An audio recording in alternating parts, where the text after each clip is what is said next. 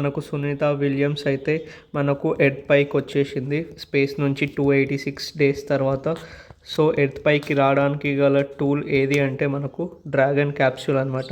So ఈ dragon క్యాప్సూల్స్లో 2 drop parachutes ఉంటాయన్నమాట. ఇది ఎందుకంటే స్పేస్ క్రాఫ్ట్ని స్టెబిలైజ్ చేయడానికి 2, ఇంకా 4 మెయిన్ పారాషూట్స్. ఇది ఎందుకంటే స్లో డౌన్ చేయడానికి. 2 ఏమో స్టెబిలైజ్ చేయడానికి, 4 ఏమో స్లో డౌన్ చేయడానికి. ఓకే, ఇంకా 16 డ్రాకో థ్రస్టర్స్, 16 డ్రాకో థ్రస్టర్స్ కూడా ఇక్కడ ఉంటాయన్నమాట.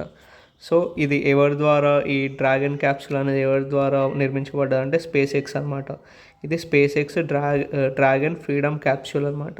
సో దీనిలో మనం గుర్తుపెట్టుకోవాల్సిన ఇన్ఫర్మేషన్ ఏంటంటే, ఫస్ట్ సునీత విలియమ్స్ దేని ద్వారా భూమిపైకి చేరుకుందంటే డ్రాగన్ క్యాప్సూల్. ఇది ఎవరి ద్వారా నిర్మించబడ్డదంటే స్పేస్ ఎక్స్. ఇంకా దీనిలో ఏమేమి ఉంటాయంటే, దీనిలో 2 డ్రాప్ పారాషూట్స్ ఉంటాయి, 4 మెయిన్ పారాషూట్స్ ఉంటాయి, ఇంకా 16 డ్రాకో థ్రస్టర్స్ ఉంటాయి. ఇది గుర్తుపెట్టుకోవాలి. ఇంకోటి ఏంటంటే, సునీత విలియమ్స్ ఎన్ని రోజుల తర్వాత ఎర్త్ పైకి వచ్చిందంటే 286 డేస్. ఎందుకంటే space and technology is a new thing. ఎగ్జామ్లో చాలా అడుగుతాడు అదనమాట.